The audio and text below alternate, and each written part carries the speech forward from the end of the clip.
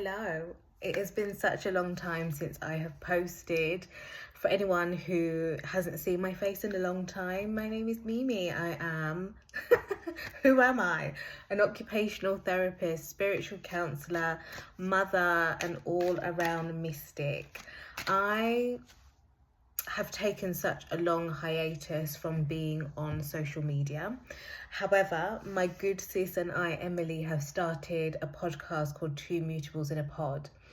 The last month in Leo season, Emily did a beautiful challenge called the 28 Days of Colour. And this really inspired me to get myself back in action, get myself back in gear, because witnessing Emily become present within her gifts and really shine with allowing herself to become a channel really gave me the inspiration for me to come back to the things that I love the most. Now, I've not been inactive in any way, shape or form this past few months, year, however long it's been. I've very much been behind the scenes in the podcast with Em, as well as continuing to counsel people, continuing to do readings, but more so shifting to in-person stuff. So I've had the pleasure of doing, especially the last 3 weeks, the pleasure of being in person at Wax Spiritual in Colchester, doing tarot readings and doing all sorts of things, all sorts of magical things. And that has been a really big blessing. So for anyone who is new here, know that I am not new to this spiritual walk or spiritual path, but I'm always an eternal student. And that has that has been one of the things that I've really had to learn in this last season of life, is how when you're in your spiritual path or when you're on your spiritual journey, you have to become a baby again. You have to be willing to become a baby again, because there are going to be points where you are shown that actually you need to be nurtured, you need to be held, and you also might need to be redirected from that space.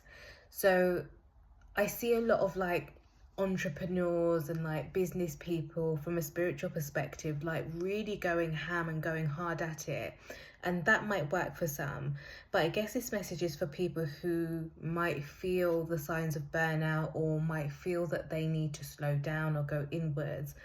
A message for you guys to say that actually it's okay, and for some of us we do need to find that balance, but more so we need to listen to that call and trust that call, because we don't know why or what is moving behind the scenes in order for things to fit in or to just settle in.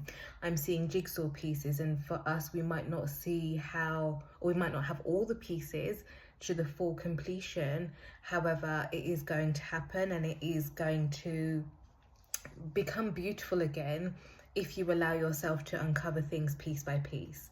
So this message is, I guess, for anyone who is experiencing that. But a part of this, me coming back online, is to deliver again, and to deliver from a space of slowness, to deliver from a space of ease, and to deliver from a space of integrity, as always, because that is always a fundamental piece and message within everything that I do.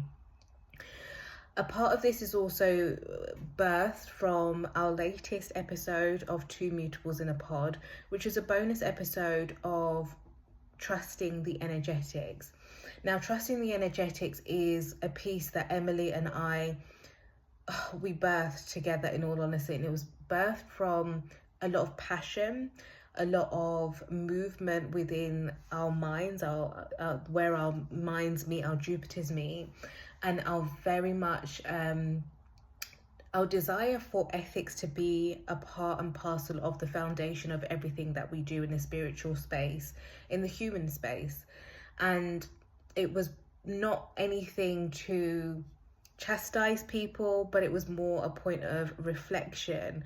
And within that, Emily and I, mostly Emily, developed a model, a framework for people to lean back into.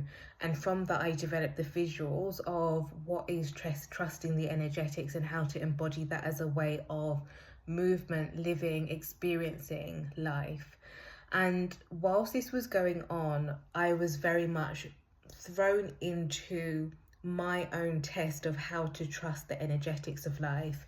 So my life doesn't look the same than it did, even a month ago. And even from a few months ago to then almost a year ago when I came off of social media. So trusting the energetics is very much a big piece of what I feel is unfolding or has unfolded within the last year. And I hope that you will go and listen to the episode, but that you will also go and read the article, which is over on Substack, because it's a beautiful PDF as a guide and as a tool that you can take as a resource to start to embody this experiential way of living life. So without that, I'm going to pull a card because I also want to see and sense what is the energy for the 1st of September, and I'm so excited to get into it.